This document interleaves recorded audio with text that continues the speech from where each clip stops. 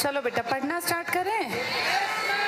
कल हम लोगों ने प्राइम मिनिस्टर्स का एक टेबल पढ़ा था जिसमें आधे प्रधानमंत्री पढ़ लिए थे, है ना।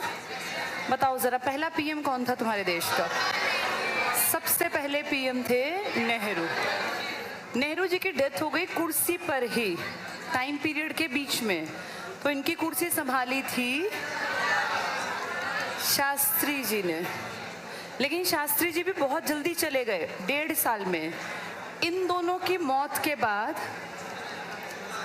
गुलजारी लाल नंदा कैसे पीएम बने थे? एक्टिंग पीएम ना, कितने कितने दिन के। और फिर तीसरे नंबर पर आई थी इंदिरा। जब इंदिरा पीएम बनी तो एक्सपेक्टेड नहीं था कि इंदिरा बनेगी, क्योंकि किसी को पता थोड़ी था शास्त्री जी की मौत हो जाएगी। इंदिरा जब पीएम बनी तो ये लोकसभा की मेंबर थी भी नहीं, ये उस जमाने में राज्यसभा की मेंबर थी। आज तक हमने 17 लोकसभाएं बना ली, अब 18वीं अगले साल बनेगी। इन 17 में 4 बार ऐसा हुआ कि हमारा पीएम किसका मेंबर निकला? वैसे 99% चांस होते हैं कि हमारा पीएम लोकसभा, क्योंकि लोकसभा में किसकी मर्जी के आदमी बैठते हैं, जनता। पर कई बार ऐसी कंडीशन होती है पता नहीं होता। जैसे इंदिरा गांधी को थोड़ी ना पता था कि शास्त्री जी मरेंगे और मेरा नंबर 66 में आ जाएगा। फिर 67 में इलेक्शन हुए, तब वो लोकसभा की सीट पे लड़ी, रायबरेली, वहाँ से वो जीत गई।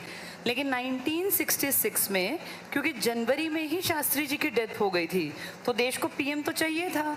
ये स्टार्टिंग से पीएम बन गई, लेकिन तब तक ये लोकसभा की मेंबर नहीं थी, ये राज्यसभा की मेंबर थी। और राज्यसभा की मेंबर बनने के पीछे किसका बैकग्राउंड था? पिताजी का। भाई राज्यसभा तो किसी को बना दें जिसको कोई जनता जानती भी ना हो। शास्त्री जी की मौत के बाद जब ये क्वेश्चन उठा कि पीएम कौन, तो तुरंत से इंदिरा गांधी ने वो सीट एक तरह से ले ली। इसके बाद फिर इलेक्शन हुआ 1967, तब जाके लोकसभा के चुनाव में ये जीती, वहाँ से ये इलेक्टेड थी। 1971 में फिर से चुनाव हुआ, रायबरेली से फिर से ये जीती, यहाँ भी ये चुनी गई थी। 1980 में फिर से ये चुनी गई। लेकिन अगर ध्यान से देखें, जब ये पीएम बनी तब ये चुनी नहीं गई थी। किसकी मेंबर थी ये? राज्यसभा।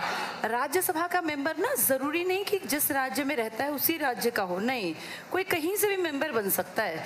इसका कारण ये है कि जब बाहर के आदमी को सरकार में लाते हैं बिना इलेक्शन लड़े हुए को, तो उसको बहुत आसानी से राज्यसभा का मेंबर बनाया जा सकता है। लोकसभा का मेंबर बनने के लिए जनता तुम्हें जानती हो, तुम जनता के बीच में काम करोगे तभी तो जनता तुम्हारा नाम जानेगी। लेकिन राज्यसभा का मेंबर बनने के लिए आपका बैकग्राउंड स्ट्रांग हो तो आप राज्यसभा के मेंबर बन जाते हैं। तो अपने देश में पहली ऐसी प्रधानमंत्री जो लोकसभा की नहीं थी, राज्यसभा की थी, कौन थी वो? ऐसे 4 लोग आएंगे। इंदिरा का लॉजिक समझ में आ गया? तब तक इलेक्शन, क्योंकि इलेक्शन में जीतने के बाद तो नेहरू बने थे, शास्त्री बने थे, लेकिन ये नहीं बनी थी, ये अगले साल जाके इलेक्शन जीती।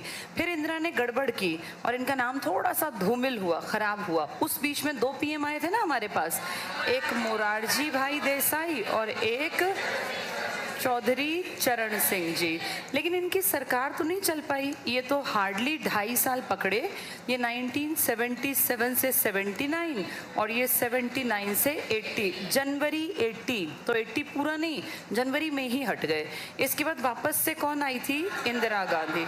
लेकिन इस टेन्योर में इंदिरा का मर्डर हो गया 31 अक्टूबर 1984, और फिर सेम डे इनका बेटा राजीव गांधी 1984 से 89 तक ये रहे थे। इतना हमने पढ़ लिया था, इतना सबकी समझ में आ गया था। इनमें बताओ कौन ऐसा है जिसने सबसे ज्यादा बार तिरंगा फहराया? कितनी बार? और इंदिरा गांधी का 16 बार। सबसे यंग कौन है इनमें से? कितनी एज के बने? हाँ, ये बने थे 40। वैसे कंडीशन कितने की है? 25। इनमें सबसे बुजुर्ग का नाम भी आ गया, मोरारजी भाई देसाई, 81 के। कल हमने इतने पढ़ लिए थे। इसके आगे वाले शायद मैंने समझाए थे कि समझाए भी नहीं थे?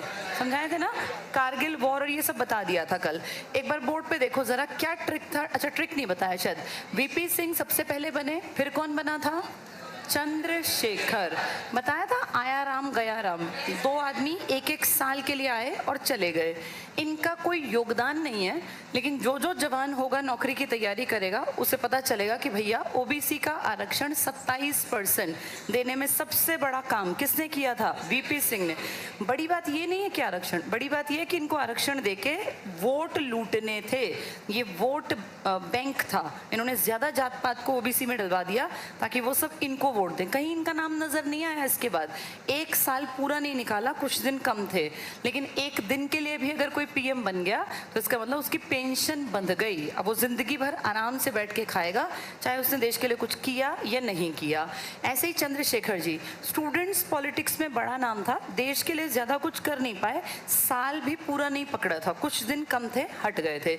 इसके बाद बहुत ज्यादा चांसेस थे कि कौन पीएम बनता? राजीव गांधी। जैसे इनकी माताजी के साथ हुआ था ना, सेम राजीव के साथ भी ऐसा ही होता अगर इनकी मौत ना होती। देखो, इंदिरा, जनता पार्टी के 2 आदमी, वापस इंदिरा। ऐसे ही राजीव, जनता पार्टी के 2 आदमी, वापस कौन आने वाला था? राजीव। लेकिन राजीव का मर्डर हो गया 21 मई 1991। बिल्कुल पीक टाइम होता है ये इलेक्शन का। मार्च से और मई तक इलेक्शन सबसे ज्यादा, एक तरह कह सकते हो एग्रेसिव मोड में होता है इलेक्शन वाला साल। इनका मर्डर हो गया, पार्टी इन्हीं की जीती, पूरे देश ने खुल के वोट दिया। किसकी पार्टी को? कांग्रेस। लेकिन कांग्रेस में कोई चेहरा नहीं था। इंदिरा का मर्डर पहले हो गया 84 में, संजय गांधी मर गए, अब राजीव का भी मर्डर। अब एक क्वेश्चन मार्क था, पीएम कौन बने? तब एक आदमी जो संन्यास ले चुका था, मैंने कल नाम बताया था, पीवी नरसिम्हा राव। पीवी नरसिम्हा राव जी कर्नाटक के सीएम थे। इसका मतलब ये एमएलए बने होंगे तभी सीएम बने होंगे। ये संन्यास ले गए कि भैया मेरा समय हो गया, अब मैं राजनीति से हटूंगा, अपना पूजा पाठ में ध्यान लगाऊंगा। लेकिन पीवी नरसिम्हा राव जी को कांग्रेस पकड़ के लाई कि सर, सबसे बड़ा चेहरा राजीव तो एक्सपायर हो गए, उनका मर्डर हो गया, पार्टी जीतेगी और पार्टी को कोई बड़ा फेस चाहिए, आपकी छवि अच्छी है, आप बनेंगे। तो जब पार्टी ने दबाव दिया कांग्रेस ने, तो इन्होंने कहा ठीक है भैया, बहुत बार परिस्थितियां तय करती हैं कि आप क्या करेंगे, आप अपनी मर्जी से सारी चीजें नहीं कर सकते। तो पीवी नरसिम्हा राव जी, जब सबका दबाव हुआ कि सर आपको बनना पड़ेगा, देश संभालना पड़ेगा, ये आके पीएम की कुर्सी पर बैठ गए। जब ये पीएम बने तो इनके बनने का कारण था राजीव की मौत, और राजीव की मौत को भी साल भर भी नहीं हुआ था। तो इन्होंने कहा भाई राजीव का मेरे ऊपर बहुत बड़ा एहसान है और मैं चाहता हूँ उसका नाम अमर रहे। तो उन्होंने एक प्राइज स्टार्ट किए थे जिसका नाम था राजीव गांधी खेल रत्न। आप सभी जानते हैं अब उसी का नाम क्या कर दिया, मेजर ध्यानचंद खेल रत्न पुरस्कार मोदी जी ने 2020 में, क्योंकि उनका कहना था कि किसी एक पार्टी विशेष के आदमी को हमेशा याद क्यों रखा जाए। चलो जो भी रहा, पीवी नरसिम्हा राव जी बहुत पढ़े लिखे और काबिल आदमी थे। इन्होंने पढ़े लिखे काबिल आदमी को अपनी मिनिस्ट्री में, जिनका नाम था मनमोहन सिंह, जो आगे जाके हमारे पीएम भी बने, ये बहुत ज़्यादा पढ़े लिखे, सबसे ज़्यादा बड़ी डिग्रीज और बड़ी पोजीशंस इनके पास थी। ये अर्थशास्त्री थे, तो आरबीआई के गवर्नर थे, यूजीसी यूनिवर्सिटी ग्रांट्स कमीशन, जितने नाम ले रही हूँ ना, यहाँ कोई सिफारिश से नहीं पहुँच सकता। यूजीसी का मुखिया बनना मतलब जो पूरे देश की यूनिवर्सिटीज़ की सबसे बड़ा कमीशन है। एक कॉलेज में प्रोफेसर बनने में जान निकल जाती है। ये यूनिवर्सिटी ग्रांट्स कमीशन के मुखिया थे, आरबीआई के गवर्नर थे, जहाँ क्लर्क लगना भी इम्पॉसिबल लगता है, बहुत टफ होता है। ये सारी चीज़ें इनको कितनी समझ रही होगी सोचो। पीवी नरसिम्हा राव ने कहा कि भैया ये आदमी सही समझता है पैसे की वैल्यू को, इसलिए इनको उन्होंने उस जमाने में फाइनेंस मिनिस्टर या वित्त मंत्री बनवा दिया। इन्होंने वित्त मंत्री बन के कहा कि इंडिया बहुत पिछड़ रहा है। ये सच बात है कि 90 के दशक की स्टार्टिंग में इंडिया गरीबी से ग्रस्त था, बहुत परेशानी थी हमें, बहुत ज़्यादा। तो 1991 में मनमोहन सिंह ने कहा अगर मार्केट को फ्लोरिश करना है, मार्केट को ग्रोथ करनी है, तो दुनिया के बराबरी पर आना पड़ेगा, नहीं तो अपने आप में कूप मंडूक बन के रह जाओगे, कुएं के मेंढक। जैसे कुएं के मेंढक को लगता है दुनिया बस कुआं ही है, उसको थोड़ी ना पता है कि ओशंस भी हैं, सागर महासागर सब कुछ है। तो मनमोहन सिंह जी ने कहा कि भैया इंडिया सिर्फ अपने तक सीमित है, हमें पता ही नहीं है दुनिया कितनी आगे बढ़ रही है।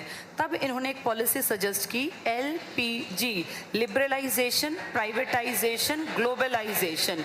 लिबरलाइजेशन का मतलब लिबर्टी दो, आज़ादी दो। पहले हम लोगों ने पता क्या किया, आज़ादी के बाद हमने अपने देश की सीमाएं ब्लॉक कर ली, हमने हमने कहा भैया व्यापार हम करेंगे अपनी मर्जी से, बाहर के सामानों को हम आने नहीं देंगे, नहीं तो हमारा बिकेगा ही नहीं। इंडिया के अंदर इतनी बड़ी आबादी है, हम आज़ादी के टाइम भी 40 करोड़ से ऊपर के थे, तो हमने कहा हम विदेशियों का किसी का सामान व्यापार नहीं करेंगे, इंडिया अपना इंटरनल बिजनेस करेगा। ठीक है, कर लो। 1947 से 1990 आ गया, अब तुम आबादी तो बहुत बढ़ गई लेकिन बिजनेस तुम्हारा देश में ही है, बहुत कम बिजनेस तुम बाहर से करते हो, कोई ऐसे बहुत सामान नहीं आता। 90s के स्टार्टिंग तक भी बहुत ज़्यादा कपड़े जूते ये सब बाहर से नहीं आता था, जिसको आज आप ब्रांड कहते हो ना। जैसे कहीं भी निकलो आप छोटे मार्केट में भी तो आप देखेंगे वहाँ ब्रांड के शोरूम्स हैं। ये ब्रांड क्या है, विदेशी तो है लगभग सारे, मैक्सिमम ब्रांड्स विदेश के हैं। जो जितने जूते देख लो, महंगे कपड़े देख लो, जितने ये वुलन में आते हैं, सब विदेशी ब्रांड है, भारी भरकम। ये ब्रांड 1990 से पहले इंडिया में थे ही नहीं, हमने सारा मार्केट अपना था। हमारे कपड़े बिकते थे तो पंजाब लुधियाना वालों के बिकते थे। जब स्वेटर्स की बात आती थी, या हम सबकी माएँ घर में स्वेटर बुनती थी, हम सबकी दादी के टाइम में कोई मोंटे कार्लो और ये सब नहीं पहनता था, तो अपने घर में हाथ से बुना करते थे। लेकिन जब 1991 आया तो इन्होंने कहा भैया मार्केट को ओपन कर दो, विदेशियों को आने दो, फर्म्स लगाने दो। उसके बाद ये कैंपा कोला, कोक और स्प्राइट और ये तब आई हैं। 90 से पहले ये सब थोड़ी ना इतनी धड़ल्ले से थी। इन सब के आने से आपके देश को दुनिया ने एक मार्केट की नज़र से देखा कि भैया इंडिया में ग्रोथ का बहुत चांस है, क्योंकि आबादी ज़्यादा थी। तो उन लोगों ने अपना पैसा इंडिया में इन्वेस्ट करना स्टार्ट किया। जैसे किसी अमीर आदमी ने इंडिया के साउथ में, मान लो हैदराबाद के पास, बहुत सारी ज़मीन खरीदी, उस ज़मीन का पैसा लोगों को दिया और यहाँ फिर अपना बड़ा भारी भरकम प्लांट लगाया। इस प्लांट में रोज़गार तो इंडिया के लोगों को ही देगा ना, को वहाँ से हवाई जहाज़ में तो लेके नहीं आएगा, झाड़ू मारने वाले, पोछा लगाने वाले, सिक्योरिटी वाले। इस ज़मीन का पैसा भी इंडिया में ही रहा। यहाँ जो इसने प्लांट लगाया, इन्वेस्टमेंट की, इसके बदले इंडिया के लोगों को क्या मिल गया? रोजगार मिला, तो हमें तनख्वाह मिली, तनख्वाह मिली, हमने खर्च की, हमने अपने उत्पाद खरीदे, जिससे कि हमारी और चीज़ें चल पड़ी। देखते देखते देखते विदेशी लोग इंडिया में इन्वेस्ट करने लगे। इन्वेस्टमेंट का फ़ायदा उन्हें भी था क्योंकि मोटा प्रॉफिट वो भी कमा रहे थे, लेकिन इसका फ़ायदा हमें भी था। जब दोनों को फ़ायदा हो ना, इसे कहा जाता है म्यूचुअल पार्टनरशिप थी। हमने अपने रास्ते खोले कि भैया इंडिया खाली है, तुम आओ, हमें रोज़गार मिलेगा, पैसा मिलेगा, तुम्हें यह फ़ायदा, तुम्हें ज़मीन मिलेगी, तुम्हें आबादी मिलेगी। तो इस तरीके से भारत एकदम से, जब हमारा पहले ना हम लोग 5 साल के प्लान बनाते थे, जिसे बोलते थे पंचवर्षीय योजनाएं, अचानक से ग्रोथ हुई थी हमारी 91 से 96 के प्लान में, बहुत ज़्यादा, 6.5% एकदम से उछला था पूरा मार्केट। तो फिर ये कहा गया कि ठीक है, इसको आगे बढ़ाते हैं। तब से लिबरलाइजेशन, विदेशी आके इन्वेस्ट कर रहे हैं, आज तक भी प्राइवेटाइजेशन, लगातार चीज़ें प्राइवेट हो रही हैं, और ग्लोबलाइजेशन सारी धरती को एक बना दिया। आज हमारा प्रोडक्ट, ऐसा नहीं कि बाहर से सामान आया, हमने भी बाहर भेजा। हमारे पड़ोस के यहाँ बहुत सारे देश हैं छुटपुट से, जिनको आप कहते हैं ASEAN, association of south east Asian Nations. ASEAN के बड़े बड़े 10 देश, आपके बिल्कुल नीचे ये पड़ता है श्रीलंका, यहाँ के साथ। फिर आपने भी अपना बिजनेस बढ़ाया, देखते देखते आपके प्रोडक्ट भी बाहर जाने लगे। अमेरिका में आज भी जो आम सबसे ज़्यादा पसंद किया जाता है ना, वो इंडिया से जाता है। जो काजू आज भी बहुत सारे यूरोपियन कंट्री खाते हैं ना, वो केरला से जाता है, गोवा से जाता है। तो हमें भी तो पैसा मिल रहा है बाहर के मार्केट में। जब हमारा प्रोडक्ट बिकेगा तो वहाँ से हम कमाई करेंगे। एक तरह से ओपन मार्केट हो गया। लेकिन इसका नुकसान पता है क्या हुआ? जो हमारे लोकल लोग थे ना, जो प्रोडक्शन में कहीं ना कहीं हेल्प करते थे, मान लीजिए पहले प्लास्टिक के ये स्विच बनते थे, जैसे ये आपके घरों में बिजली के स्विच हैं भाई, पंखे का और इन सब का, ये स्विच पहले इंडिया में बनते थे। इंडिया में बनते थे पुराने ज़माने के, अब तुम्हें तो याद भी नहीं होगा, ऐसे काले मोटे ऐसे स्विच हुआ करते थे भारी भरकम से। वो सब स्विचेस बहुत महंगे पड़ते थे, लेकिन वही हमारे देश में थे, हम वही खरीदते थे। अब जब विदेशियों को पता चला कि इंडिया का ओपन मार्केट है, तो जो प्लास्टिक बनाने का काम करते थे, उन लोगों ने बहुत दिखने में सुंदर और टिकने वाले, तो जो टिकेंगे, टिकाऊ, ऐसे स्विच बना के इंडिया भेज दिए। अब इंडिया में जो आदमी स्विच बनाता था अपनी छोटी सी फैक्ट्री में, उसका स्विच भारी था, बदसूरत था, भद्दा था। जो विदेश से आया स्विच देखने में बड़ा सुंदर, बहुत बहुत कन्वीनियंट, एकदम से प्रेस किया दब गया। हमारा वो स्विच उठाने में 1 घंटा लगे, फिर उसको नीचे करने में। हमारे में थोड़ा क्वालिटी ख़राब थी, तो क्या हुआ, उसके स्विच बिकने बंद और विदेशियों के स्विच बिकने धड़ल्ले से चालू। 1 साल 2 साल धीरे धीरे उसका बिजनेस बैठने लगा। उसने अपने वर्कर निकालने शुरू किए, फैक्ट्री पे ताला लगाया और कुछ हद तक नुकसान भी खाया हम लोगों ने, क्योंकि हमारी चीज़ों का प्रोडक्शन घटने लगा, हमारी चीज़ें बिकनी कम हो गई। जब बिकेंगी कम तो फिर प्रोडक्शन का क्या करोगे? ऐसे देखने के कारण कई लोगों का नुकसान भी हुआ, कई लोगों ने विरोध भी किया, लेकिन फाइनली कहा गया कि भैया कितने दिन, या तो तुम अपने आप को इंक्रीज करो, अपने क्वालिटी को बढ़ाओ। अब कोई भी चीज़ अगर मार्केट में है और तुम्हें टिकना है मार्केट में, तो एक ही ऑप्शन है, अपनी क्वालिटी को बेहतर बनाओ। तुम उनके स्विच से ज़्यादा अच्छा स्विच बना लो और बेचो अपना। इंडिया तो बहुत बड़ा मार्केट है।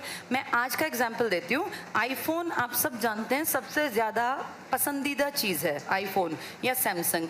इंडिया बना ले आईफोन, आईफोन कौन बना रहा है? विदेश बना के भेज रहा है ना आपके यहाँ।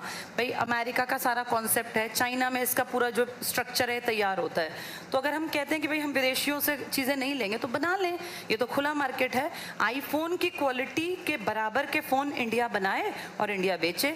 इंडिया की आबादी दुनिया में सबसे बड़ी आबादी है, हम सबसे ज़्यादा फ़ोन भी इस्तेमाल करते होंगे, हम सबसे ज़्यादा जूते चप्पल कपड़े भी इस्तेमाल करते होंगे, क्योंकि जहाँ लोग ज़्यादा वहाँ ज़रूरत है ज़्यादा, लेकिन सारा प्रोडक्ट हम बाहर का ले रहे हैं। तो इसको क्या कहें, ये तब के लोगों की कमी थी या आज भी कमी है?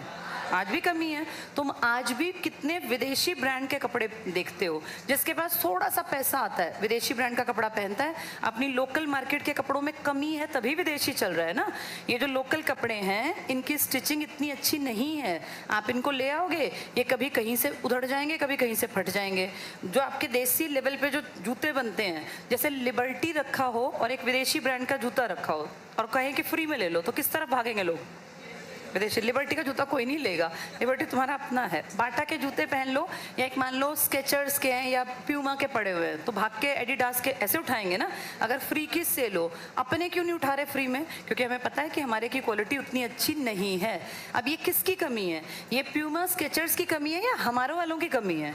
हमारे की ना। क्वालिटी बनाए इतनी अच्छी कि उनकी टक्कर ले सके। अब इसका सीधा कारण है हमारे पास किस चीज़ की कमी है? हमारे पास टेक्नोलॉजी नहीं है, और टेक्नोलॉजी भगवान ने नहीं दी, टेक्नोलॉजी इंसान ने डेवलप की है। तो इसका मतलब हमारे यहाँ पर अभी भी तकनीक पर काम नहीं हो रहा। विदेश से हम हर चीज़ मंगवा रहे हैं आज भी बड़े लेवल पर। जो दुनिया की सबसे ऊंची मूर्ति हमारी है ना, सरदार वल्लभ भाई पटेल की स्टैचू ऑफ यूनिटी, इसको पढ़ के देखना गूगल पे, इसका भी ज़्यादातर माल जो इसका सामान आया था वो कहाँ से आया था? चाइना से। पढ़ के देख लेना तुम। बहुत सारा सामान हम आज की डेट में 2023 में पता नहीं कितने शिपमेंट्स हैं जो चाइना से आते हैं। तो ये सब समझने की ज़रूरत है कि 1991 में जो मार्केट ओपन किया, उसको ओपन करके हम इतना अच्छा प्रोडक्ट क्यों नहीं बना पाए कि चाइना और अमेरिका इंडिया के फ़ोन्स इस्तेमाल करें? क्यों हम ही लोग पागल हैं आईफोन के पीछे? क्यों नहीं हमारी कोई कंपनी इतना बढ़िया फ़ोन डिज़ाइन करती कि जिसको चाइना अमेरिका रशिया सब कहें कि डिमांड है और हम बना के उनके देश तक भेजें? ऐसा क्या अनोखा उनके पास है जो हमारे पास नहीं है कि आईफोन के तो सब दीवाने हैं, सबको खरीदने हैं, लेकिन हमारे देश का कोई फ़ोन कहीं बिकना ही नहीं? तो ये कमी हम में है, हमारी तकनीक में है। इसके ऊपर सरकार को या प्राइवेट सेक्टर को काम करना चाहिए। ये थी एलपीजी की पॉलिसी। कौन सा पीएम था जब ये सब आया? नहीं, मनमोहन सिंह बेटा वित्त मंत्री थे। पीएम कौन था? पीएम थे हमारे पीवी नरसिम्हा राव। क्या डाउन निकाल के वही दिखा दो बेटा। पॉकेट पिटो का इस्तेमाल दोबारा में नहीं कर सकते। मैंने कल शायद बताया था ये, अगर कोई बिल राष्ट्रपति के पास से एक बार वापस लौट आए पुनर्विचार के लिए, कौन सी विटो है ये? सस्पेंसिव। तो क्या दूसरी बार में पॉकेट का इस्तेमाल कर सकता है? नहीं। एक बार जो इस्तेमाल कर ले बेटा वो एक बार में इस्तेमाल करनी है। आगरा वाले बच्चे, कल भी बताया था वैसे क्वेश्चन, थोड़ा सा सुनने पे ध्यान रखोगे ना, ये डाउट मैं साथ साथ बताती चलती हूँ। चलो, तो हम किस पीएम की बात कर रहे थे? पीवी नरसिम्हा। कौन सी पॉलिसी आई इनके टाइम में? एलपीजी। एलपीजी का मतलब लिबरलाइजेशन, प्राइवेटाइजेशन, ग्लोबल। लिबरलाइजेशन में ना पहले हमारी मोनोपोली थी, हम सामान बेचते थे देश के अंदर। फिर हमने कहा नहीं, विदेशियों को आने दो, कपड़े जूते जो बेचें, तुम अपने अच्छे प्रोडक्ट बनाओ, तुम्हारे बिकें। उनके क्यों बिकते हैं? तुम्हारा प्रोडक्ट कमजोर है। ये एलपीजी की पॉलिसी किसने दी थी? ये डॉक्टर मनमोहन सिंह ने। एक और पॉलिसी दी, इन्होंने कहा लुक ईस्ट पॉलिसी। ये कई बार आती है, मोदी जी ने इसको थोड़ा सा बदल दिया और कह दिया एक्ट ईस्ट पॉलिसी। ये लुक ईस्ट क्या था? मनमोहन सिंह जी ने कहा कि हर चीज में तुम कॉपी करते हो अंग्रेजों को। अंग्रेज अगर लोकेशन देखें तो इस तरफ पड़ते हैं, वेस्ट में। इन्होंने कहा क्यों उनको देखते हो, तुमसे 200 साल आगे हैं, तुम उनको मत देखो, अपने साथियों को देखो जिन्होंने मेहनत की और जो तुमसे आगे निकल गए। तो उन्होंने क्या किया तुम्हारे जैसे माहौल में। अब हम इस तरफ हैं, हम ईस्ट में हैं, हमारी कंट्री लोकेशन वाइज ईस्ट में पड़ती है। तो उन्होंने कहा हमारे पड़ोसियों को देखो, हमारे पड़ोस में ही सिंगापुर पड़ता है, कई ऐसी कंट्रीज हैं जो बहुत आगे निकल गई, जहाँ की सड़कें, जहाँ की हर चीज़ की क्वालिटी, लिविंग स्टैंडर्ड बहुत ऊंचा है।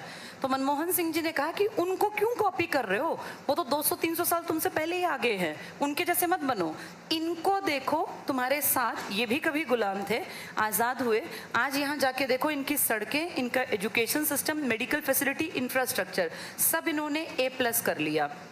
तो कैसे कर लिया, तुम्हारे जैसे ही हैं, सेम तुम्हारी जैसी कंडीशन है। तो ये कहा इनसे सीखो, उनको कॉपी मत करो। जैसे अगर हम देखें, अब हम सोचे अंबानी को कॉपी कर ले, नहीं, अंबानी का हमें क्या पता, अंबानी का बैकग्राउंड ये सब हमें क्या पता। हम किसी को देखें तो अपने आसपास से मोटिवेशन लेना। भाई हमारे गाँव में कोई एक परिवार गरीब था, उनका एक लड़का बहुत मेहनत करता था, बहुत पढ़ता गया, आज वो कहीं बड़ी पोस्ट पे पहुंच गया, उसका सारा परिवार आगे बढ़ गया। तो मोटिवेशन ज्यादा अच्छा वो है जो हमारी इर्द गिर्द से हो। यही बात इन्होंने इन्होंने कहा उनकी तरह मत करो। किसकी तरफ देखो, लुक ईस्ट, अपनी तरफ देखो जो तुम्हारे ईस्ट में है। ये लुक ईस्ट पॉलिसी 1991 में वीपी सिंह के, ये पीवी नरसिम्हा राव के टाइम पर किसने दी थी, मनमोहन सिंह। तो मोदी जी ने कहा लुक ईस्ट से क्या होगा, देखते रहने से तुम पीछे रह गए, एक्ट ईस्ट करो, इनकी तरह काम करो।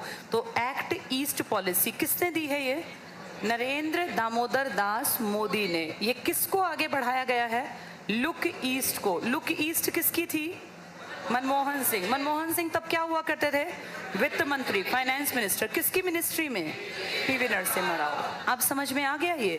लेकिन पीवी नरसिम्हा राव के टाइम पर कई इतनी बड़ी बड़ी कंट्रोवर्सीज हुई कि इनका नाम थोड़ा खराब भी हुआ। बाबरी मस्जिद सबको पता है ना, जहाँ मंदिर निर्माण चल रहा है। अब बाबरी का जो कांड हुआ था, आप सबको पता है बाबरी क्या था। बाबर ने एक मस्जिद बनवाई थी जिसका नाम ही क्या पड़ गया था, बाबरी मस्जिद। यूपी के इस इलाके में हिंदुओं का कहना था कि ये बाबर ने बाद में, बाबर तो आया ही बाद में, ये पहले हिंदुओं का मंदिर था जिसको तोड़ के नष्ट करके तब ये मस्जिद बनी। तो 1992 में लास्ट की घटना है, इसमें उस टाइम पर हमारे पीएम कौन हुआ करते थे, हाँ, इस टाइम पर कुछ कार सेवक जो हिंदू इससे जुड़े हुए थे, इन लोगों ने मस्जिद के ऊपर अटैक कर दिया, मस्जिद को तोड़ डाला था, मस्जिद को ढा दिया था। तो ये बहुत बड़ी खबर बनी थी। उस टाइम पर पीवी नरसिम्हा राव जी और बीजेपी के कई बड़े लीडर्स, जिनमें लालकृष्ण आडवाणी जी थे, मुरली मनोहर जोशी थे, ऐसे बड़े बड़े लीडर्स का नाम आया था। फिर ये केस कितने साल तो चला, अभी तो तुम्हारे सामने ही तो निपटा है। ये 2021 या 20 की घटना है जब ये निपटा है, जब ये राम मंदिर के ऊपर हुआ कि नहीं राम मंदिर ही बनेगा, जब जजेस की बेंच ने कह दिया। तो ये पीवी नरसिम्हा राव जी का टाइम था। इन्हीं के टाइम में कई बड़ी गड़बड़ हुई। एक तो ये हुई कार सेवक, ये मस्जिद वाली, बाबरी मस्जिद वाली। एक और हुआ था हर्षद मेहता, हाँ सबको पता होगा ना हर्षद मेहता। क्या हुआ था हर्षद मेहता का, स्टॉक मार्केट जो ये शेयर मार्केट है ना, इसमें बहुत बड़े, उस जमाने में 5000 करोड़ का घोटाला। तब तो 1 करोड़ भी बहुत नामुमकिन लगता था कमाना, उस जमाने में 5000 करोड़ का घोटाला, जिसमें बड़े लेवल पे बहुत लोगों का नाम आया था। तो ऐसी कई नेगेटिव चीजें थी पीवी नरसिम्हा राव जी के, जिसमें आगे नाम फंसा था। और ये भारत के एक ऐसे प्रधानमंत्री हैं जो पद से हटने के बाद कोर्ट में खींचे गए थे फौजदारी मामले में। तो ये थोड़ी सी नेगेटिव, खैर बाद में ये बरी हो, मतलब वो रफा दफा हो गया था मामला, लेकिन फिर भी ये बड़ी बात थी कि कोर्ट में जाना एक पीएम का। इसके बाद अगला क्या था, पीवी नरसिम्हा राव के बाद कौन बने थे, अटल बिहारी वाजपेयी जी। बताया था ना 13 दिन के लिए बने थे।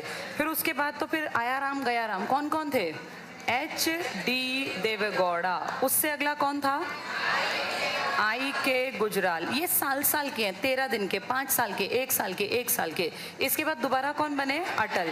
इस बार अटल जी ने 2 बड़े स्टेप लिए, मैंने बताया था, परमाणु परीक्षण किया पोखरण राजस्थान में, और कारगिल। उसका फायदा ये मिला कि लोग इनको पसंद करने लगे, और 1999 में ये अच्छी तरह से लीड लेकर आ गए। और फिर ये कितने साल तक रुके, 5 साल। इसके बाद फिर मनमोहन सिंह जी रुके 2004 से 2014, और अब तो तुम बिल्कुल देख रहे हो 2024 तक। कौन रुकेगा? मोदी जी। मोदी जी अब लगातार 10 साल के लगातार में रहने वाले, या तो यहाँ थे ये वाले थे, और या फिर अब ये है। इनसे पहले अगर देखें तो लंबे टाइम तक 10 साल या तो इंदिरा गांधी रुकी थी, या फिर हाँ, और इंदिरा भी देखें तो उसमें फिर इमरजेंसी का भी टाइम पीरियड था, तो ये दोनों लगातार रुकने वाले हो गए। जल्दी से अब ये टॉपिक निकालो जहाँ पीएम लिखा है। पेज नंबर 116 पर देखो टेबल था। 115 का टेबल हमने कल पढ़ा था। 115 पे हमने कुछ चीजें, अच्छा एक ऐसी पीएम बताओ जिसने 8 राष्ट्रपति देखे। कौन कौन से राष्ट्रपति थे सीरीज में बताना। अगर तुम्हें राष्ट्रपति का टेबल याद है तो तुम्हें याद है। पहला छोड़ दो, doctor S Radhakrishnan, doctor Zakir Hussain, V V Giri, Fakhruddin Ali Ahmed, Neelam Sanjiva Reddy, Giani Zail Singh. ये तो वे सीरीज के। दो बताओ जो कार्यवाहक थे। एक तो वीवी गिरी था, एक और कौन था? एम हिदायतुल्ला, और एक बी डी जत्ती। तो एक महिला जिसने कि 16 बार तिरंगा फहराया, अपने पिताजी से कम। उसके पिताजी ने 17 बार फहराया, 2 राष्ट्रपति देखे, और इसने कितने देखे? 8। तो 8 राष्ट्रपति का रिकॉर्ड है आज तक का। चलो, हमने कल टेबल पढ़ना शुरू कर दिया था। कितना पढ़ लिया था? राजीव तक पढ़ लिया था। प्रधानमंत्री बनने वाले सबसे कम उम्र के, ये पढ़ा था ना लास्ट। ठीक है, सबसे यंग मरने वाला प्रधानमंत्री भी यही है बेटा, यहाँ लिख लो। सबसे युवा मरने वाले प्रधानमंत्री, क्योंकि ये 46 में मार दिए गए। सबसे युवा जिनकी मृत्यु हुई ऐसा पीएम राजीव गांधी।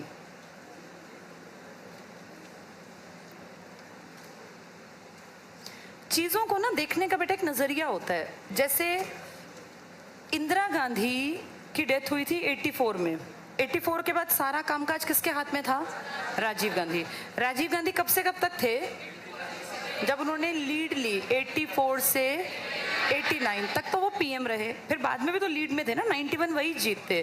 तो ये माने 91 तक वो देश में लीड में थे। वो अलग बात है, एक एक साल के पीएम जनता पार्टी के बदले थे, गठबंधन की सरकार बनी। जैसे जिस टाइम इनकी मौत हुई, जिस टाइम इनका मर्डर हुआ 1991 21 मई, उस टाइम पर सोनिया गांधी, ऐसा नहीं कि मैं सोनिया गांधी की कोई फैन हूँ, मुझे कोई फर्क नहीं पड़ता वो बने ना बने, उनकी पार्टी जीते उनका बेटा जीते, लेकिन एक बीइंग, जैसे एक ह्यूमन के तौर पे अगर देखें, 1991 में इनके हस्बैंड का मर्डर हो गया। उसके बाद से लगातार ही सोनिया गांधी का मजाक ही तो उड़ा है। तुमने कब देखा सोनिया के लिए लोगों ने पॉजिटिव बोला? हमेशा नेगेटिव बोला। आज 2023 में बैठे हैं। जैसे किसी भी इंसान के लिए सबसे इंपॉर्टेंट चीज क्या होती है? लाइफ जीना या पैसा इकट्ठा करना? लाइफ जीना ना पहली प्रायोरिटी है। इनके पास तो बहुत पैसा रहा होगा, ये तो खानदानी बहुत रईस आदमी है ना, इनके तो भैया कितने पुश्तैनी पैसे वाले। मोतीलाल नेहरू भी बहुत बड़े आदमी थे, फिर जवाहरलाल नेहरू, फिर इंदिरा गांधी, राजीव, और राजीव के बाद फिर इनके पास कितनी प्रॉपर्टी, कितना पैसा। अगर देखें इसको सोच के, ये सारी चीज़ों को बेच बाच के अपने देश जाके आराम से जीवन जीते, वहाँ कोई बिजनेस खोल लेते। जैसे जो ये लड़का है राहुल गांधी, इसने भी अपने जीवन में क्या देखा, अगर तुम इसको एनालाइज करो एक नॉर्मल आदमी की तरह, मेरे ख्याल 52-53 साल की उनकी उम्र हो गई होगी, 71 साल के हैं, 52 साल के हो गए।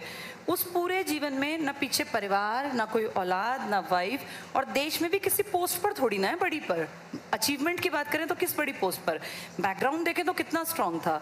तो अगर उस जमाने में ये अपनी चीज़ों को छोड़ छाड़ के, तब तो ये बहुत यंग था लड़का, 21 साल का तो था उस टाइम पे, अगर ये चले जाते अपना कहीं जाके बस जाते यूरोप में, इतनी ज़मीन, इतना पैसा, इतनी प्रॉपर्टी, तो इनकी लाइफ ज़्यादा बेहतर हो सकती थी अगर देखा जाए एक नॉर्मल इंडिविजुअल की तरह।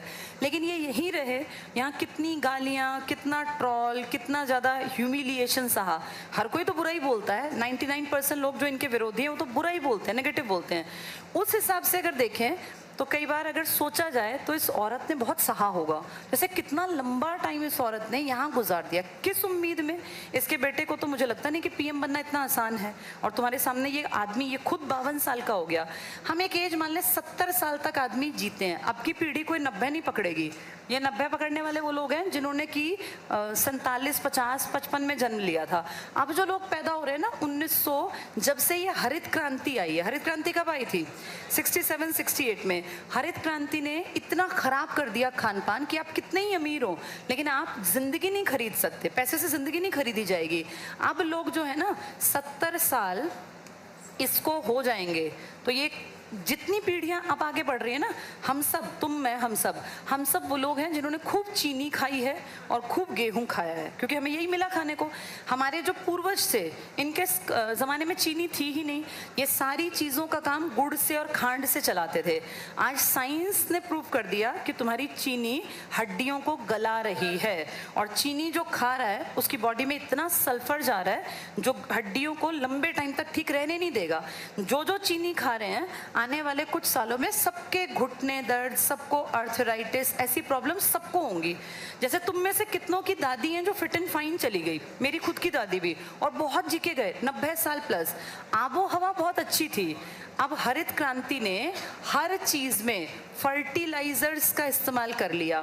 तुम कितना ही खुश होकर सोचते हो कि हम तो रोज जूस पीते हैं, हम तो बढ़िया खाते हैं, लेकिन उस सबके खाने के पीछे पता नहीं कितने फर्टिलाइजर्स इस्तेमाल किए जाते हैं जो डायरेक्टली और इनडायरेक्टली जा हमारे ही पेट में रहे हैं। तो बहुत अच्छा खाने के बावजूद भी लोग बहुत लंबी जिंदगी पकड़ नहीं पाएंगे। उस हिसाब से देखें तो जो आदमी 52 साल का हो गया, उसकी जिंदगी का 2/3 हिस्सा बीत गया। अगर जिंदगी के 3 पड़ाव माने तो दूसरा पड़ाव खत्म, तीसरे पड़ाव में है। अब बहुत कुछ क्या मिलेगा, अब बहुत कुछ मिलके भी जिंदगी दोबारा थोड़ी ना मिलने वाली है। जो असली जिंदगी जीने का टाइम होता है ना बेटा, वो 20 से और 50 का होता है। कारण इस टाइम पे शरीर स्वस्थ होता है। अगर आपके पास पैसा है, आप कहीं मुकाम हासिल करते हैं, तो इस टाइम आप जिंदगी का सबसे बेहतर टाइम जी पाते हैं। ना तो शरीर में कोई व्याधि होती, ना रोग होता, आप फिट एंड फाइन हैं, आपके पास परिवार है, तो आप सबसे ज्यादा ब्लेस्ड हैं। इसके बाद आप पैसे वाले हो सकते हैं, लेकिन आपको शरीर की व्याधियां घेरेंगी। कमर में दर्द, घुटनों में दर्द, जोड़ों में, नेचुरल है, सबके साथ होगा। इससे पहले आप पेरेंट्स के अंडर होते हैं, तो पेरेंट्स के अंडर जैसे पेरेंट्स चाहते हैं वैसे ही बच्चा रह सकता, रहना भी चाहिए। यहाँ से यहाँ, ये है बेटा जीने का समय, इसको जितना बर्बाद कर दोगे वो वेस्ट चला जाएगा। इस टाइम पे इंडिपेंडेंट बन के अपनी ज़िंदगी को बहुत बेहतर तरीके से जीना चाहिए। और ज़िंदगी जीने का मतलब ये नहीं होता कि हम ऐश की ज़िंदगी जिए।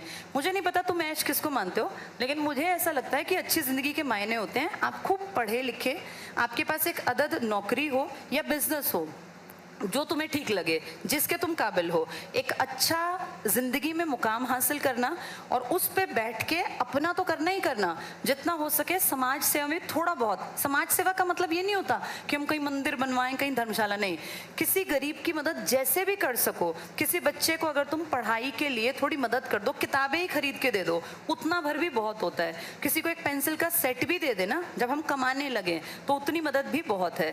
वो एक बेस्ट जीवन है कि ऐसा जीवन जिए, पढ़े लिखे, काबिल बने, पैसा कमाएं, अपना भी खर्च करें, और दुनिया में अगर बहुत थोड़ा भी चेंज ले आए तो बहुत बहुत बड़ी बात है। अब उस हिसाब से इनको देखें तो मुझे लगता है इनकी जिंदगी जो है वो नारकीय ही है। इनसे तो अच्छा वो एवरेज इंसान है जिसने बिना डर के अपना जीवन जिया, सही टाइम पे सही डिसीजन लिए, पैसा कमाया, परिवार को अपने को बनाया, और आगे एक अच्छी चीज सोसाइटी को देके चले गए। जैसे सोसाइटी को एक बड़ा योगदान पता है क्या होता है, हम अच्छे इंसान जब हम जाएं तो हमारे पीछे जो लोग हों वो अच्छे इंसान हों, ये बहुत बड़ा योगदान है। जैसे अच्छा परिवार बना के सोसाइटी के प्रति एक जिम्मेदारी पूरी की जाती है। अगर हमारे बच्चे काबिल हैं, उनके अंदर मानवता है, ह्यूमैनिटी है, हमने अच्छे इंसान बना के सोसाइटी को दे दिए, तो हमारे जाने के बाद भी हमारी ड्यूटी पूरी हो गई। लेकिन किसी ने अगर इंसान ऐसे दिए जो निकम्मे हैं, नालायक हैं, क्रिमिनल हैं, तो उनके पेरेंट्स ने भी अपनी जिम्मेदारी अच्छी नहीं निभाई। इंसान अच्छे बनाने के लिए काबिलियत भरना बहुत ज़रूरी है। इनके परिवार का जिक्र क्यों कर रही हूँ, क्योंकि मुझे कई बार फील होता है कि इन लोगों ने जितना जीवन गवाया उस हिसाब से कुछ भी नहीं है। पैसा होगा लेकिन फाइनली तो ब्लैंक ही है ना, समाज को योगदान कहाँ, तो वो जीरो दिखता है। इसीलिए सही समय पर सही डिसीजन लेना बहुत ज़रूरी है बेटा। और सबसे बड़ी चीज़ होती है वैल्यूज़ बनी रहें आपके अंदर, इससे बड़ा कुछ नहीं है। चलो पढ़ेंगे अब। हाँ बेटा, हाँ कौन? वीपी सिंह? बेटा ये तो इलेक्शन से ही बने थे। राजीव की डेथ 89 में थोड़ी ना हुई है, राजीव तो आगे जाके मरेगा। 89 में इलेक्शन हुए थे। नहीं नहीं नहीं, 5 साल में मर गए थे, नहीं बोला मैंने। 46 के मरे, 47 के होने वाले थे। 40 इयर्स का बना होगा, 5 साल रहा, कितने का हुआ? 45, 2 साल बाद मर गया। ठीक है, 5 साल बाद नहीं मरे, 5 साल बाद हटे, फिर 1.5 साल बाद इलेक्शन हुआ, इलेक्शन के दौर में ये मर गए, तो 46 प्लस के थे। जन्मदिन बेटा एंड में भी तो आता है ना साल के, किसी का जनवरी किसी का अक्टूबर, इसीलिए। चलो जल्दी से देखते हैं, राजीव गांधी लिख लिया तुमने? क्या लिखा है यहाँ? यंगेस्ट बनने वाला और यंगेस्ट मरने वाले। इनकी एज 47 पूरी नहीं हुई थी जब ये एक्सपायर हो गए थे। अगला पढ़ो, वीपी सिंह, क्या नाम है इनका? विश्वनाथ प्रताप सिंह। कार्यकाल देखो, दिसंबर 89 से नवंबर 90, पूरा साल भी नहीं पकड़े, साल से भी कम। विश्वास मत प्राप्त करने में असफल। इनको टोटल जितनी सीटें चाहिए थी ना उतने पे ये आए नहीं थे, कम पे थे, अल्पमत। फिर इनके खिलाफ अविश्वास प्रस्ताव आ गया, और तो और इन्होंने राष्ट्रपति को भी चीट किया। क्या किया था इन्होंने? जिस दिन इनको हटना था, कल हटना है, आज ले आए मनी बिल। मनी बिल किससे पूछ के लाते हैं? राष्ट्रपति से पूछते हैं ना, बिना पूछे कल हटना है। मान लो कल, आज जो है आने वाले कल में, आज पता है कि कल हटना है, आज मनी बिल लाए और तुरंत कहा लोकसभा सब लोग इस पे पारित करवाओ। फटाफट से एक दिन के अंदर मनी बिल पारित कर दिया और भेज दिया राज्यसभा। अगले दिन हट गए।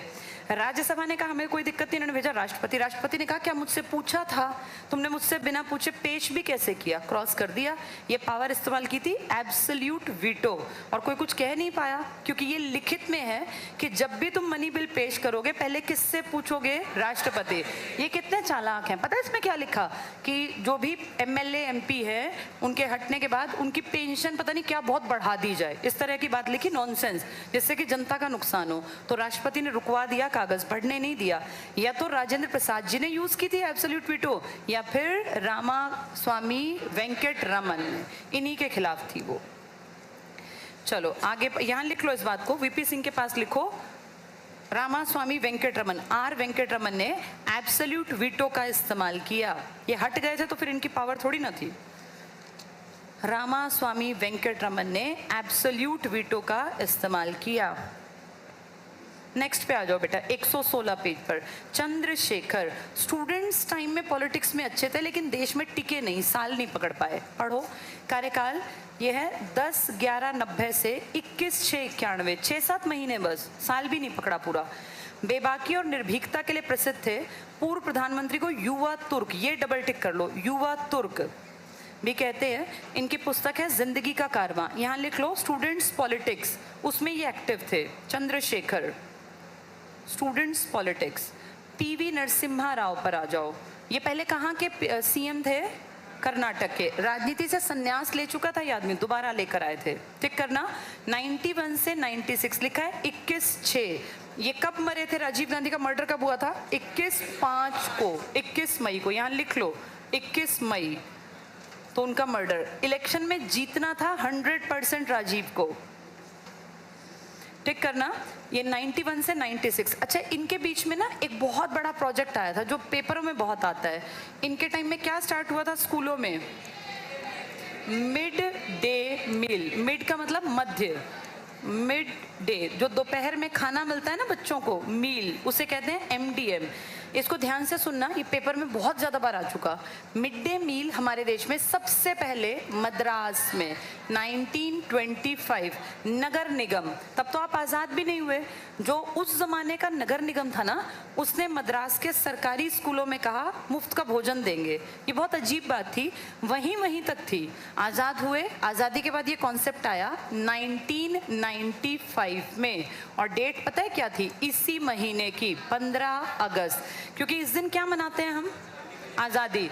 तो 1995 में पीवी नरसिम्हा राव, जो कर्नाटक के पहले सीएम थे, देश के पीएम बने, वो हेलीकॉप्टर से दिल्ली में पहले उन्होंने तिरंगा फहराया लाल किले पर, फिर सुबह के टाइम ही वो हेलीकॉप्टर में सवार होके हरियाणा के बहादुरगढ़ के गांव के एक स्कूल में गए, और वहाँ सरकारी स्कूल में खाना बना रखा था।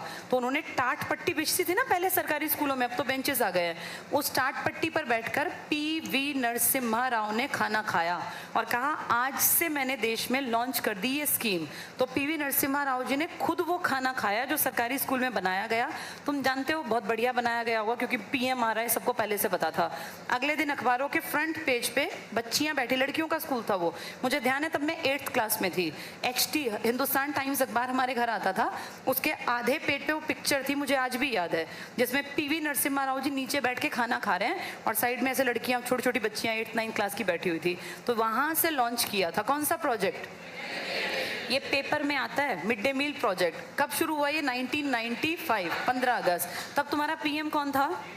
हाँ, अब तुम्हारा ये बढ़ के मिड डे मील, पहले किसके लिए था ये सिर्फ छोटे स्कूलों के लिए, सबसे पहले ये सिर्फ प्राइमरी स्कूल के लिए था। लेकिन अब इस नई शिक्षा नीति में पीएम मोदी ने कहा है कि ये 3 से लेके 18 साल तक के बच्चे जो किसी भी क्लास में स्कूल में बैठे हैं, तुम लोग जब पढ़ते थे ना तो 3 में स्कूल नहीं थे, तुम लोगों के टाइम में स्कूल था 5 साल प्लस में, एडमिशन 5 के बाद ही लेते थे। लेकिन अब नई शिक्षा नीति ने कह दिया कि पढ़ने का तरीका बदलो। और कैसे पढ़ा रहे हैं? 5 3 3 4। अब ये पढ़ाई है। तुम जो पढ़ के आए हो, तुम पढ़ के आए हो 5वीं तक, फिर 8वीं तक, और फिर 9वीं से लेके 12वीं तक। ऐसे तो पढ़े हैं हम लोग। 9वीं से 12वीं थोड़े बड़े बच्चे मानते हैं हम, 6ठी 8वीं थोड़े बीच वाले, और पहली से 5वीं बच्चे ही मानते हैं। सीनियर जूनियर विंग नहीं कहते थे हम लोग। पढ़े हैं 10+2+3 का स्ट्रक्चर। इसका मतलब 10 साल सबके सब्जेक्ट सेम थे, चाहे वो हरियाणा में था, राजस्थान में, पंजाब में, दिल्ली में। 10 साल की सामान्य शिक्षा थी, इसमें मैथ्स और SST, साइंस, इंग्लिश, हिंदी ये पढ़ते थे। फिर 2 साल आपकी मर्जी थी आप क्या स्ट्रीम लेंगे। जिसने चाहा साइंस पढ़ा, जिसने चाहा आर्ट्स पढ़ा, जिसने चाहा कॉमर्स पढ़ा। और उसके बाद 3 साल फिर आपकी मर्जी थी। साइंस वाला बच्चा चाहे तो वापस आर्ट्स में आ सकता था। कई लोगों ने 12वीं की होगी साइंस से, फिर BA कर ली होगी, मनाही नहीं थी। तुम, मैं, हम सब इस स्ट्रक्चर से पढ़ के आए। लेकिन अब पता कैसी खिचड़ी है? अब स्ट्रक्चर है 5 साल, जिसमें PP 1 2 3 फर्स्ट और सेकेंड क्लास तक का बच्चा है ये। PP मतलब है प्री प्राइमरी, प्राइमरी से नीचे है। इसमें आते हैं 1 2 3, क्लास नहीं, ये PP। और फिर प्राइमरी की इसमें आती है फर्स्ट और सेकंड। फिर इस 3 का मतलब है 3rd क्लास। अब क्लास है 4th और 5th क्लास। इसका मतलब है 6th 7th 8th। ये है 9th 10th 11th 12th। अब ऐसी पढ़ाई होगी हर स्कूल में। और जैसे तुम लोग पढ़े थे ना, जब तुम लोग पढ़े होगे तो आर्ट्स वालों की एक क्लास है, उसमें सब आर्ट्स के बैठते थे, ऐसे तो पढ़ते थे हम। ऐसे ही साइंस की एक क्लास है, उसमें सब साइंस वाले बैठे हैं। कॉमर्स की एक क्लास है। अब पता है क्या स्ट्रक्चर है? वैसा नहीं है। अब स्ट्रक्चर है घूमने वाला, कॉलेज वाला स्ट्रक्चर है अब हर स्कूल में 11वीं में। नई शिक्षा नीति ने कहा सब्जेक्ट आपकी पसंद के मिलेंगे। अब हमारे देश में कोई आर्ट्स पढ़ने वाला बच्चा, जिसकी इच्छा थी आर्ट्स पढ़ने की, वो चाहे तो वो बायोलॉजी 11वीं में आर्ट्स कर रहा है वो, लेकिन वो bio plus psychology plus economics plus maths plus जो चाहे वो कॉम्बिनेशन बना सकता है। 150 तरह के कॉम्बिनेशन दे रहे हैं आपको। आप ये सोचो कैसी खिचड़ी है। क्लास का एक रूटीन नहीं है। एक बच्चा बायोलॉजी लेके आ रहा है साइंस वालों के साथ, उन साइंस वालों में से आधे जाके बैठ गए हिस्ट्री में, फिर वो हिस्ट्री वाले जाके बैठ गए कहीं मैथ्स में। ऐसा घुमावदार है कि आदमी को चक्कर आ जाए कि यार कहाँ कहाँ बैठना है पता ही नहीं चलता। जैसे पहले कॉलेज में नहीं होता था, कॉलेज में था एक क्लास यहाँ एक क्लास यहाँ, वो भी लिमिट की थी, ये अनलिमिटेड कर दिया।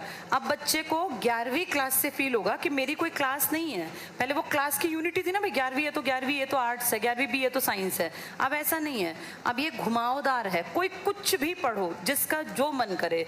अब इसका रिजल्ट सही होगा गलत नहीं पता हमें, क्या पता ये अच्छी चीज़ हो, लेकिन इसका रिजल्ट सामने आएगा जब ये पढ़ लिख के बच्चे 10 साल बाद फ्यूचर में क्या बनेंगे।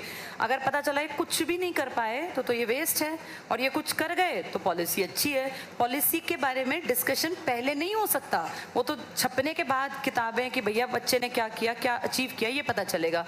पर अब जो तरीका है ना पढ़ने का वो है खिचड़ी। खिचड़ी में दाल चावल इतने मिक्स होते हैं, पता नहीं चलता कौन सा दाल का दाना कौन सा चावल। अब यहाँ ये पता नहीं चलेगा ये साइंस के बच्चे तैयार हो रहे हैं, ये कॉमर्स के बच्चे या ये आर्ट्स के। पहले आर्ट्स वाले बच्चों को 5 चीज़ ज़रूर आती मिलती थी, Hindi, English, English, history, economics, political या ज्योग्राफी कुछ पढ़ा हो, उसको साइंस नहीं आती कोई बात नहीं, वो अपने क्षेत्र में महारथी था। साइंस वाले को फिजिक्स, केमिस्ट्री, बायो, मैथ्स जरूर आता मिलता था। लेकिन अब क्या है, आर्ट्स वाला भी कहता है मैं तो बायो पढ़ा हुआ हूँ, तो वो मिक्सचर हो गया, ना वो प्रॉपर साइंस का, ना आर्ट्स का, ना कॉमर्स का। ये हमारी नई शिक्षा नीति है। अब ये सही गलत का कह नहीं सकते, 10 साल बाद जब ये बच्चे जवान होंगे तब देखेंगे क्या कुछ किया इन लोगों ने। हाँ, अब तुम सोचो, जब हमारे टीचर्स एक एक कमरे में पूरे नहीं पढ़ते थे, आर्ट्स के सेक्शन खाली बैठे हैं, अब इस खिचड़ी में सारे टीचर्स पूरे कर देंगे ये लोग? और इतने टीचर्स रखना पॉसिबल है? राष्ट्रपति का कार्यकाल कब शुरू है? रिजल्ट वाले दिन से, शपथ वाले दिन? बेटा, राष्ट्रपति का कार्यकाल जिस दिन शपथ लेते हैं ना तब से शुरू होता है, शपथ से ही शुरू होता है कार्यकाल। समझ में आया ये? अब ये है तुम्हारी, तुम शुक्र मनाओ तुम ठीक ठाक पढ़ाए। सोचो बेचारे जो बच्चे फर्स्ट सेकंड में हैं, जब तक वो बड़े होंगे उनको ये नहीं पता कि हम साइंस पढ़ेंगे, कॉमर्स पढ़ेंगे या आर्ट्स पढ़ेंगे। और जब इनसे 5-5 टीचर नहीं रखे जाते थे तो अब ये 150 तरह की स्ट्रीम दे के टीचर्स मैनेज कर लेंगे। ये जो यहाँ इकोनॉमिक्स पढ़ रहा है उसको पता चला कि मेरा तो इसका बायोलॉजी का टीचर ही नहीं है, जो बायो पढ़ रहा है उसको पता चला मेरा मैथ्स का टीचर नहीं है। इतने टीचर्स लगाना को मजाक नहीं है, कैसे मेंटेन करेंगे? और प्राइवेट वाले अगर इतने टीचर रखेंगे तो ऑब्वियस सी बात है मोटी फीस लेंगे, वो कहां से पे करेंगे? तो ये खिचड़ी अब कुछ सालों बाद दिखेगी कि सही पकी है या पकी ही नहीं है, इसका नहीं पता। बेटा मर्जी तो है, लेकिन मर्जी में बच्चा इतना समझदार तुम्हें लगता है 11th में होता है? तुम थी इतनी समझदार 11th में? मैं भी नहीं थी बेटा। जब हम पढ़े थे ना, तुम तो अभी भी समझदार नहीं हो, नालायक हो। हम जब 11th में आते, 10th का बच्चा 15 साल का ही तो होता है, उसको क्या यूं पता होता है कि मेरी जिंदगी ऐसी बनेगी मैं करूं? हम क्या करते हैं, यार ये वाले सब्जेक्ट आसान है, ये मेरा दोस्त भी ले रहा है, इसमें ट्यूशन नहीं लेना पड़ेगा, ये पढ़ ले। इतनी समझ नहीं होती बेटा। वो जो पढ़ेंगे ना उनको ये पता ही नहीं कि बायो मेरे किस काम आएगा, वो मिक्सचर करके कुछ भी पढ़ लेंगे। और बहुत सारे बच्चे सोचेंगे जो जो आसान है वो पढ़ ले, लेकिन उसका भविष्य तो नहीं पता ना। इसका रिजल्ट कब आएगा? जब ये तुम लोगों की उम्र में आएंगे और ये देखेंगे कि कॉम्पिटिटिव पेपर का हमें कुछ भी नहीं आता, जो हमने कंपटीशन के हिसाब से जोड़ा तोड़ा उसका कोई और छोर है ही नहीं। साइंस पढ़ने वाला जब बच्चा हमारे टाइम में पढ़ता था तो कम से कम वो बायो में, फिजिक्स, केमिस्ट्री में अच्छा हो जाता था। उसको सिर्फ आर्ट्स के सब्जेक्ट सीखने थे। जो आर्ट्स पढ़ता था वो हिस्ट्री, पॉलिटिकल और ये सब अच्छे सीख गया, उसको साइंस पढ़ना है। लेकिन जो अब आएंगे इनको खुद ही नहीं पता कि हमें क्या सीखना है। जो बायो पढ़ाया, फिजिक्स केमिस्ट्री नहीं आती इसको उतनी फिजिक्स केमिस्ट्री आती है जितनी एक आर्ट्स के बच्चे को आती है। जो इसने साइकोलॉजी पढ़ा, ये पेपर में कहीं आना नहीं है। तो ये जो खिचड़ी बनाएंगे ना बेटा, ये या तो ये समझदार हो, अब समझदार तो है नहीं। 15 साल का बच्चा जब तुम पढ़ते थे ना, और अब तुम्हें लग रहा है तो बहुत बेवकूफ है, हम तो मैच्योर थे, तुम्हें ऐसा फील होगा। हर पीढ़ी को ऐसा ही लगता है। पहले 10वीं क्लास करते करते बच्चे समझदार और मैच्योर होते थे। आजकल तुम देखोगे नाक निकली पड़ी या 10वीं पास हो गया, ऐसे बच्चे 10वीं पास कर जाते हैं। उनको देख के लगता है क्या डिसीजन लेंगे ये, क्या समझने के काबिल हैं ये, और ऑप्शंस इतने दे डाले इनके। तो रिजल्ट तो बेटा कुछ सालों बाद दिखेगा। स्कूल में हाँ तो मैच्योरिटी तो आती थी ना, नहीं तो तुमसे बड़ा करेंगे ये कितने साल में पास कराएंगे? क्या कह रहे हैं ये कह रहे हैं हम 3 से लेके कितने तक, 18। इन्होंने 18 साल तक स्कूल में रखना है बच्चा। तुम 17+ भी पास हुए होगे। हाँ, क्या पूरा करेंगे?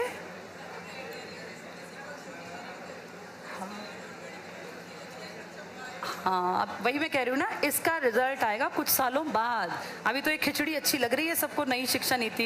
ये नई शिक्षा नीति जब रिजल्ट देगी ना बेटा, तुम्हारे देश में 8-10 साल पहले सबसे ज्यादा क्रेज किस चीज का हुआ था?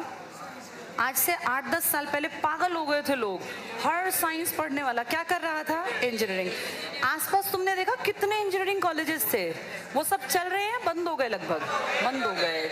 10 साल पहले देश ऐसा पागल हुआ था कि भैया हर किसी को जो बिल्कुल बुद्धू नालायक था वो भी साइंस, माम नहीं बेटा साइंस पढ़ ले, साइंस पढ़ेगा, गिरता पड़ता इंजीनियरिंग करेगा जरूर। लेकिन उस इंजीनियरिंग के बाद लगभग लोग बेरोजगार हैं।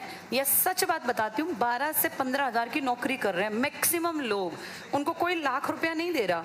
पूछो तुमने क्या किया है तो कहते हैं जी हमने बीटेक कर रखी है। वो बीटेक पानीपुरी वाली नहीं देखी तुमने?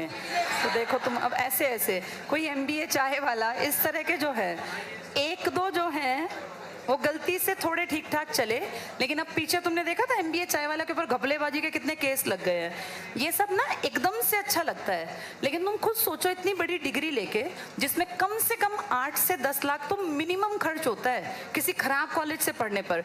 इसके बाद अगर तुम ये क्या गोलगप्पे बेचोगे या चाय की कहीं ये लगाओगे तो फिर ये ठीक नहीं है ना बेटा। और ऐसे सब थोड़ी ना कर सकते हैं। सारे इंजीनियरिंग कॉलेजेस स्कूल बन गए। अब ये स्कूल कैसी पढ़ाई कराएंगे तुम खुद देख लो। ये वाले जो ऑप्शन है ऐसे खिचड़ी पका के 5-10 साल बाद तुम खुद एनालाइज करना कि जो इंजीनियरिंग का हाल हुआ था कहीं ऐसा ही हाल इन 11वीं 12वीं वालों का ना कर दें कि ये किसी भी चीज़ के लिए तैयार ही नहीं हो पाए। ना ये डॉक्टर बनने के काबिल बचे, ना ये इंजीनियर, ना ये टीचर, ना आर्किटेक्ट। क्योंकि जब ये पढ़ने की चॉइस भरेंगे ना तब ये 15 साल के बहुत कच्चे दिमाग वाले बच्चे होंगे जिसको पता ही नहीं है कि फ्यूचर कैसे बनेगा। चलो जल्दी से इस लिस्ट को पूरा करते हैं। चंद्रशेखर पढ़ा पीवी नरसिम्हा राव, अंडरलाइन करो 91 से 96। लिखो यहाँ MDM मिड डे मील। बताओ देश में सबसे पहले कहाँ MDM आया था? मद्रास में। लिख लो ये लाइन ऊपर, लिखो 1925। ये पूछा जाता है 1925 मद्रास नगर निगम सबसे पहले मध्याह्न भोजन मिड डे मील प्रोजेक्ट लागू किया। क्या वो देश के लिए था या किसी स्पेशल एरिया के लिए? स्पेशल एरिया, वहाँ की नगर निगम ने। मद्रास नगर निगम 1925। नेक्स्ट पॉइंट में लिखो 15 अगस्त 1947। बेटा ये बातें मत किया करो, लिख ले ये पॉइंट। लिख लिया? लिख लिया? बताना कब लागू हुआ था, उससे पूछ लूँ मैं। हाँ क्या? हाँ तुझसे। कब लागू, किस चीज़ की बातें चल रही है ये? किस चीज़ की बातें कर रहे हैं हम? शिक्षा की बातें कर रहे हैं। अभी किस पॉइंट पे बातचीत चल रही है? तू बता साइड वाला। शिक्षा की बातें कर रहे हैं। उसके पीछे मैंने अभी क्या बोला? मैं 2 बातें बोल रही हूँ लिखने के लिए। क्या क्या? नहीं पता। क्यों बातें कर रहा है बेटा? मिड डे मील में फिर आगे जाके तेरी पीढ़ी को ना खाना पड़े, ऐसी मेहनत कर ले। इतनी मेहनत कर ले। चलो जब बातचीत हो रही है ना तो ये एक्टिव रहा करो बेटा। जो मैं बोल रही हूँ तुम्हारे पेपर में आएंगी वो बातें, सारी काम की है। लिखो जल्दी से। मिड डे मील सबसे पहले किसने लागू किया? मद्रास नगर निगम। कब किया? 1925। नेक्स्ट पॉइंट में लिखो पूरे भारत में लागू 15 अगस्त 1995। पूरे भारत में लागू 15 अगस्त 1995। ये शिक्षा की बात नहीं हो रही, किसकी बात हो रही है? मिड डे मील, मध्याह्न भोजन हिंदी में कहते हैं। Mid day meal MDM। किस प्राइम मिनिस्टर का टाइम था ये? पीवी। ये ब्रैकेट में लिख लो, P V Narasimha Rao. Mid day meal हर स्कूल में है, ये हर सरकारी स्कूल में खाना मिलता है, इसीलिए बच्चे आते हैं पढ़ने, वहाँ कोई आता भी नहीं है। हाँ ये सच बात है बेटा। नेक्स्ट देखो अटल बिहारी वाजपेयी जी 1996 से 96। महीना बस थोड़ा बदला क्योंकि 16/5 से लिखा है। वैसे ये 16 दिन रहे थे लेकिन शपथ ली थी 3 दिन बाद, इसलिए 13 दिन कह देते हैं। ठीक है, ये टिक कर लो। एक कार्यकाल में सबसे कम समय मात्र कितने दिन तक? 13 दिन। सबसे छोटे कार्यकाल के PM। सबसे लंबे कार्यकाल वाले नेहरू। कितने साल? 17 साल। अगला पढ़ो HD देवेगौड़ा। ये देखो 1/6/96 से 21/4/97 साल पूरा नहीं पकड़ पाए। IK गुजराल ये 97 से 98 पूरा साल ये भी नहीं पकड़े। अटल बिहारी वाजपेयी जी 98 से 99। क्या खास कर दिया 98 से 99 में अटल जी ने? पहला परमाणु परीक्षण। लिखो यहाँ पर 2 काम लिख लो। फर्स्ट परमाणु परीक्षण, न्यूक्लियर टेस्ट, पोखरण राजस्थान में। पोखरण राजस्थान में न्यूक्लियर, इसे कहते हैं आणविक भूमिगत परीक्षण। अंडरग्राउंड था बेटा ये भूमिगत परीक्षण। हम किसी के ऊपर बम नहीं गिरा सकते तो भूमिगत करने पड़ते हैं। और आणविक क्यों लिखते हैं? क्योंकि परमाणु का था, न्यूक्लियर था, न्यूक्लियर टेस्ट था। अंडरग्राउंड कहाँ किया जाता है? अंडरग्राउंड ये पोखरण, जहाँ खाली जमीन है, कोई आदमी नहीं रहता, उस जगह पर। पोखरण राजस्थान। एक तो ये कारण, दूसरा लिखो कारगिल विजय। कारगिल विजय, इन 2 कारणों से वाहवाही हुई थी बीजेपी की, अटल जी की। नेक्स्ट लिखना अटल बिहारी वाजपेयी जी का 99 से 2004 पहली बार बीजेपी के पैर जमे थे। इससे पहले बीजेपी 13 दिन के लिए आई थी या फिर 1-1.25 साल के लिए। अब बीजेपी के पैर कितने साल के लिए जमे? 5 साल, और अब लगातार से 10 साल से बीजेपी है। नेक्स्ट टिक करना मनमोहन सिंह जी 2004 से 2014 तक 2 कार्यकाल। भारत में आर्थिक सुधारों के जनक। कौन से आर्थिक सुधार की बात कर रहे हैं? जब ये क्या थे?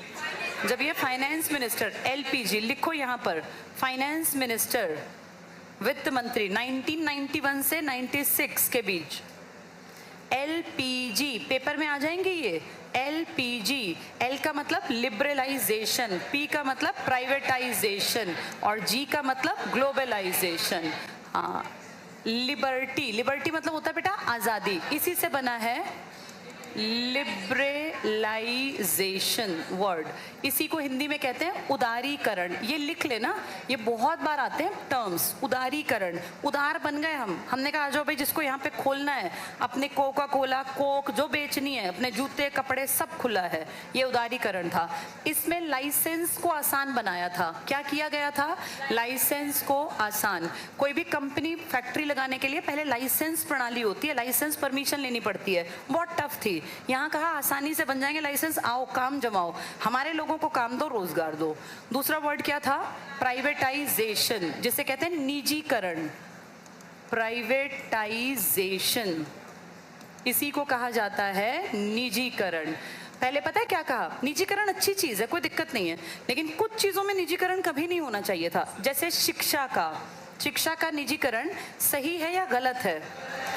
तुम सबके दादा परदादा, मेरे खुद के पिताजी, सब, मैं खुद, हम सबके टाइम तक बहुत अच्छी शिक्षा के लिए भी सिर्फ सरकारी स्कूल थे। जब हम छोटे थे ना, तब प्राइवेट स्कूल आने लगे थे, लेकिन क्या हुआ, कहीं इक्का दुक्का, बहुत कम, ज़्यादातर बच्चे सरकारी में पढ़े। और आज की डेट ऐसी है कि सरकारी में बच्चे ना बराबर हैं, और गली नुक्कड़ मोहल्ले में जहाँ जहाँ प्राइवेट स्कूल है, चाहे वो बहुत ही खराब टीचर्स रखे हुए हो, चाहे वो 5,000 का टीचर रखता हो, लेकिन भीड़ सारी पढ़ने वाली प्राइवेट की तरफ भाग रही है। ज़्यादा अच्छे टीचर्स की गारंटी सरकारी स्कूलों में है, क्योंकि सरकारी स्कूल का टीचर पेपर पास करके लगते हैं। पेपर पास करने के लिए पढ़ाना है साइंस, लेकिन उसको SST, English, Hindi, reasoning, current affair, maths सब आना चाहिए, तभी पेपर पास होगा। ये क्रीम जाती है बेटा सरकारी स्कूल में, लेकिन वहाँ जाके ये सब 2 नंबरी करते हैं। सब तो नहीं, लेकिन काफ़ी सारे, कुछ लोग अच्छे भी हैं, पर ये सच बात है कि इनका हालत बिल्कुल ख़त्म बराबर आ गई। अब ये बहुत लंबे टिकेंगे नहीं जिस हिसाब से चल रहे हैं। ये लगातार फ्लोरिश कर गए, ग्रोथ कर गए, और ऐसे ऐसे स्कूल हैं आपके देश में जो 1 साल के 25 लाख से 30 लाख रुपए स्कूल की शिक्षा पे ले रहे हैं। 1 साल के बोल रही हूँ मैं, 25 से 30 लाख, तो तुम सोचो कितनी मोटी कमाई है। लेकिन फिर ये ना क्वालिटी भी देने लग गए। पहले ये थे बकवास, लेकिन अब ये क्वालिटी देते हैं। ये अपने टीचर्स के ऊपर काम करते हैं, ये रिसर्च करते हैं, ये अच्छे तरीकों से पढ़ाते हैं। यहाँ क्या है, टीचर जाता है, टेबल पे अपने पैर रखे, कुर्सी पे अपना सर टिकाया और सो गया। खबरदार जो कोई बोला और पीछे अपना सो गया, बच्चे चाहे हंस रहे हैं, चाहे नाच रहे हैं, आधे जा रहे हैं, किसी को फर्क थोड़ी ना पड़ता है। सब नहीं है, अच्छे टीचर्स भी हैं, लेकिन अब अच्छे घट गए और खराब बढ़ गए। एक ज़माना था जब यहाँ 90% लोग पढ़ाने वाले थे। हमारे पेरेंट्स के टाइम में कोई प्राइवेट का कॉन्सेप्ट ही नहीं था। तो प्राइवेटाइजेशन ठीक है, लेकिन कुछ चीज़ों का नहीं होना चाहिए, खासकर उसका जहाँ गरीब आदमी के बच्चे जाते हैं या गरीब आदमी इलाज के लिए जाता है। आज प्राइवेट अस्पताल भी हैं, सरकारी भी। तुम सब जानते हो सरकारी में इलाज के लिए आदमी मर जाएगा, लेकिन नंबर नहीं आएगा वहाँ, अगर किसी की जानकारी ना हो। अगर आपकी जानकारी अच्छी है तो आपका नंबर आ जाएगा। अगर आप नॉर्मल आदमी की तरह जाके वहाँ लाइन में लगते हैं ना, तो ओपीडी की पर्ची बनाने में वहाँ सुबह से रात हो जाती है। घर में कोई तड़प रहा है, दुखी है, और डॉक्टर साहब आए नहीं आए, चले गए, और डॉक्टर फिर अगली डेट देते हैं 10 दिन बाद की। मान लो किसी को कैंसर जैसा भयानक रोग है, तो उस आदमी को अगर कीमोथेरेपी करानी पड़ जाए तो कीमो में नंबर ही नहीं आता। 2-2, 3-3 महीने तक बैठे रहो, तब तक वो दर्द सहन करे। इतना खराब हालत है इंडिया में कि सरकारी अस्पताल, भगवान ना करे किसी को देखने पड़े, बहुत ही बुरा हाल है। हर चीज़ सरकारी के नाम पे, ये मान लो कि बस लूट खसोट का एक जरिया रह गया, बाकी सब खत्म कर दिया। चलो जल्दी से टिक करेंगे। मनमोहन सिंह आर्थिक सुधारों के जनक थे। अच्छा, तीसरा वर्ड रह गया। तीसरा वर्ड क्या था? हाँ, ग्लोबलाइजेशन, जिसमें क्या किया गया, सारे मार्केट खोल दिए गए, पूरी धरती एक बना दी। ग्लोबलाइजेशन, इसी को कहते हैं भूमंडलीकरण। भूमंडलीकरण, इन तीनों के कारण सारी दुनिया में मार्केट खुल गए, सबके सब जगह। अमेरिका का सामान चाइना बिक रहा है, चाइना का सामान इंडिया, इंडिया का सामान अमेरिका, सब पूरे दुनिया में खुल गया सब कुछ। तो लिबरलाइजेशन, प्राइवेटाइजेशन, ग्लोबलाइजेशन, ये 3 टर्म किसने दिए थे? ये मनमोहन सिंह। लेकिन पीएम बनने के बाद नहीं दिए। कब दिए? जब ये वित्त मंत्री 91 से 96 के बीच में। और यहाँ लिख लो लुक ईस्ट पॉलिसी। लुक, इस मोदी जी ने क्या कर दिया अब? Act east. ठीक है, जल्दी से अगला पढ़ना। भारत के इतिहास में पहला अवसर था जब राज्यसभा का कोई सदस्य दूसरी बार प्रधानमंत्री बना। पहली बार राज्यसभा से कौन बनी थी? इंदिरा